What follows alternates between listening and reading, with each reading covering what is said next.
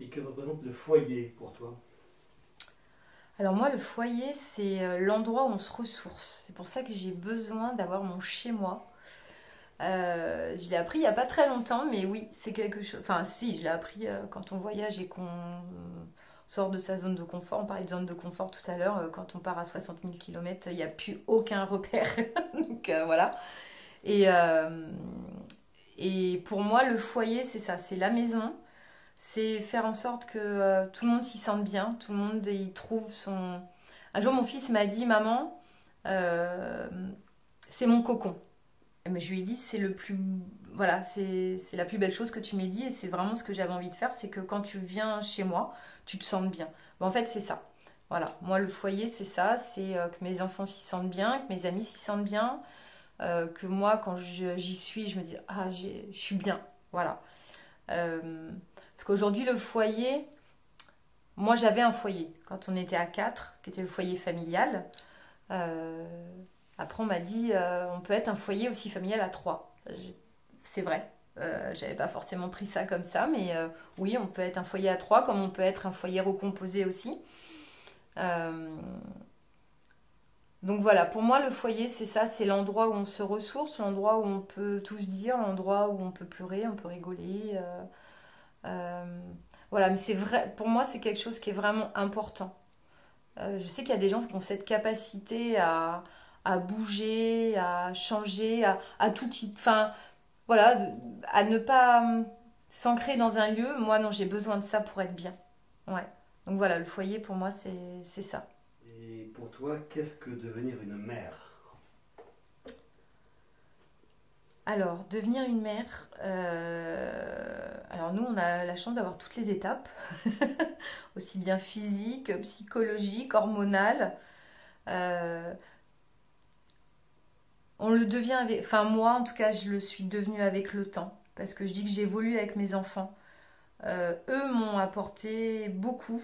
Parce que j'ai évolué avec eux. Ils m'ont apporté des choses. Et ils m'en apporteront encore. Parce que je suis toujours obligée de. On pense qu'il y a des choses qui sont acquises à un certain moment. Et puis, à un moment donné. Eh ben non. Faut revenir dessus. Rater. Euh, c'est bizarre. C'est un peu pareil. Un peu, j'ai pas de rêve en fait, c'est passé comme ça, c'est passé très vite d'ailleurs. Euh, Devenir mère, c'est ne plus penser qu'à soi. Voilà, moi c'est ce que je dirais aujourd'hui, c'est-à-dire que le jour où on est maman, on n'est plus qu'un, et jusqu'à la fin de notre vie. On dit souvent que quand ils vont avoir leur travail, machin, ils vont être. Non. Je sais que toute ma vie, je serai là pour eux. Donc être maman, c'est ça. Être à l'écoute, être l'épaule qui est là quand ça va pas. C'est être aussi celle qui recadre, celle qui aiguille. Quand on a des ados, on n'impose plus, mais on réaiguille. Euh, beaucoup de beaucoup de tendresse. Moi, je sais que je faisais beaucoup de câlins à mes enfants, que c'est quelque chose pour moi qui est voilà, qui l'est encore. Euh, mais je garde quand même à l'esprit que mes enfants partiront un jour. Ça, je le sais et je leur souhaite. Parce que moi, je suis partie de chez moi relativement tôt.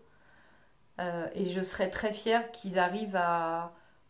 J'aurais réussi mon job de maman en me disant, ok, là, ils sont partis, mais ils vont être bien. Voilà.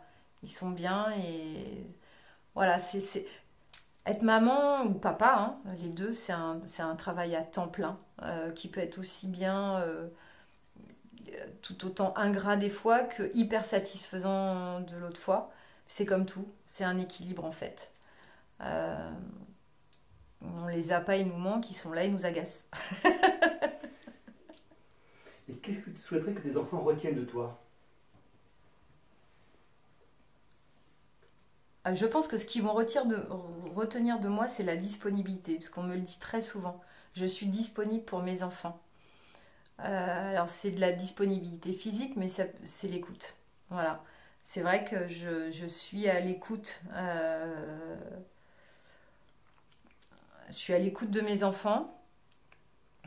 Euh, Ils diront que certainement... euh, ils me disent que je suis pas sévère, mais je suis juste. Voilà. Par contre, quand je pète un câble, je pète un câble. J'ai cette capacité à accumuler, accumuler, accumuler. Et bah, c'est la goutte qui déborde. Et là, faut pas être autour de moi parce que voilà. Ma mère dit souvent que j'ai une. Alors que je me trouve pas du tout comme ça. J'ai été très patiente avec mes enfants. Euh, j'ai pris beaucoup sur moi quand Clément faisait ses réactions parce qu'on m'appelait à n'importe quel moment de la journée, donc il fallait que je sois disponible pour aller le récupérer parce qu'à l'école, bah, il ne le gardait pas, hein, il hurlait, donc voilà. Ça m'est arrivé d'arriver à l'hôpital avec Clément dans les bras et un pompier qui vient parce que forcément il est lourd et je peux pas monter. Enfin voilà, c'est des choses qui sont. Lui n'en a pas gardé ce souvenir-là, moi j'en ai gardé ce souvenir. Euh, donc disponibilité, juste, euh,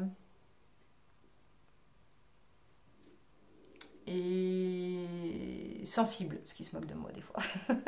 Voilà. Quand je pleure devant un film, des choses comme ça, que je vois un oiseau, que je m'extasie devant l'oiseau, voilà. Voilà. Euh, Après, je pense que c'est quand même beaucoup de femmes, hein, beaucoup de mamans comme ça. Euh, Les papas aussi, hein, mais bon, c'est ce côté féminin, je pense, hein, qui fait que on, on a cette douceur, on a. C'est ce qui est difficile pour nous, hein, parce qu'on a ce côté féminin, donc douceur. Puis il faut quand même qu'on ait. Enfin, voilà, moi j'ai mes enfants une semaine sur deux, et de l'autre côté, il faut quand même avoir le cadre. Faut pas se laisser entre guillemets marcher dessus. Faut donner des règles, faut s'y tenir. Euh, donc c'est pas simple tous les jours, hein, c'est pas simple tous les jours. Et, et c'est un travail de, voilà, de tuteur. Voilà. C'est. Mm.